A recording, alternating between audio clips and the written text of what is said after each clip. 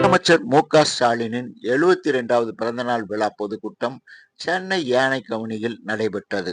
இந்த கூட்டத்தில் பேசிய பிரபலம் காமெடி நடிகர் வடிவேலு, காக்கை மொழி, கிளிமொழி என்று செல்ல பிராணிகளின் மொழியை செல்லமாக சுட்டிக்காட்டிய வடிவேலு, வலுக்கட்டாயமாக இந்தியை திணிக்க கூடாது என்று சீரியஸாக பேசினார்.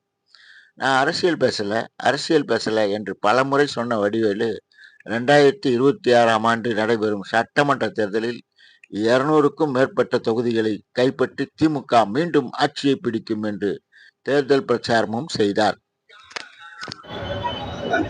காக்கா காக்கா மாதிரி தான் கேட்டது, அதனுடைய தாய்மொழி. கிளி கீ கீ கீன்னு அது தாய்மொழியில் அது கற்று. மாடு பசுமாடு அம்மா அப்படின்னு அது தாய்மொழியில்.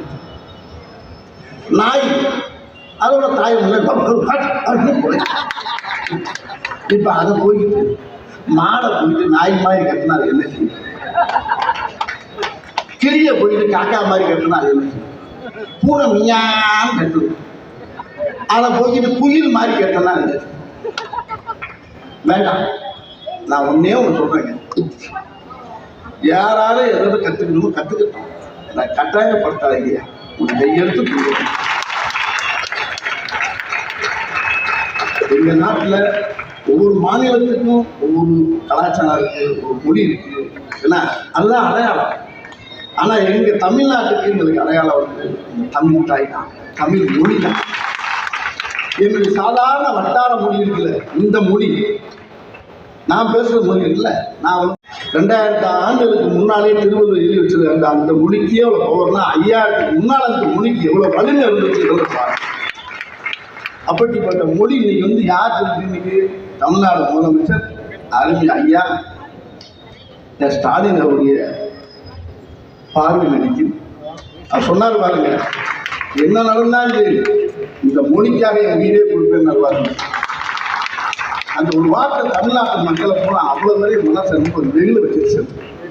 அப்படிப்பட்ட இந்த மொழி நீங்க எதை வேணாலும் பேசுங்க, எந்த வேணாலும் பேசாங்க, எதை வேணாலும் மத்திய வேணாலும் கூட்ட வேணாம், வேண்டாம். ஏன்னா இது நான் பேசுற மொழியை வச்சு ஒருத்தர் சொன்னார், பெரிய ஆபிஷன் ஐபிசி ஆபிஷன்லாம் எனக்கு சொன்னாங்க, என் ஒய்ஃபு நார்த் இந்தியன், உங்க மொழியை பார்த்து நீங்க பேசுற காமெடி வசனத்தை பார்த்தே என் பொண்டாட்டி கற்றுக்கிட்டா சார் அப்படின்னாரு ஒருத்தர். அவர் பேரை சொல்ல விரும்பல, இதுவும் இருக்காரு, ஒரு ஐபிஎஸ். தமிழே தெரியாது, தமிழ் தானே கற்றுக்கணும். நான் அந்த வடிவேல் பேசுகிற பார்க்க வடிவேல் வசந்தம் கேள்வி எங்க சொல்லி பொண்டாட்டி இங்க நீ சொல்லு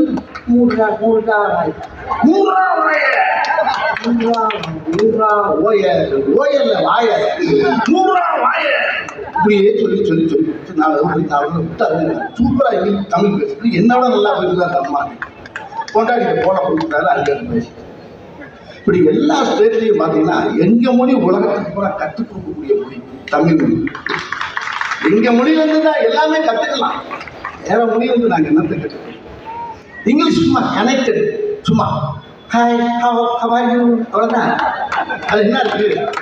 அது வேற எதுக்கு யூஸ் ஆகும், நம்ம அதுக்கு யூஸ் ஆகும் போயிடலாம். இங்கே அப்படி இல்லை, சின்ன சின்ன வார்த்தை கூட அர்த்தம் இருக்கு, அடையாளம் இருக்கு, எல்லாம் இருக்கு. அப்படி தங்கமான மொழி. நான் அரசியல் பேசல, அரசியல் கிடையாது, நான் பேசுறது என்னுடைய மொழி. இந்த திமுக மேடையில பேசுறது வந்து ஒரு தமிழுடைய மேடையில பேசுறது. திமுக மேடை மட்டும் இல்லை, தமிழுடைய மேடை, தமிழ்நாட்டுடைய மேடை இல்லை. நான் யாரையுமே குறை சொல்ல, என்னை பற்றி என்ன வேணாலும் கமெண்ட் போங்க, என்ன வேணாலும் பண்ணுங்க, ஆனால் அது கிடையாது. என்ன என்ன வாங்கி கொடுங்க, டைம்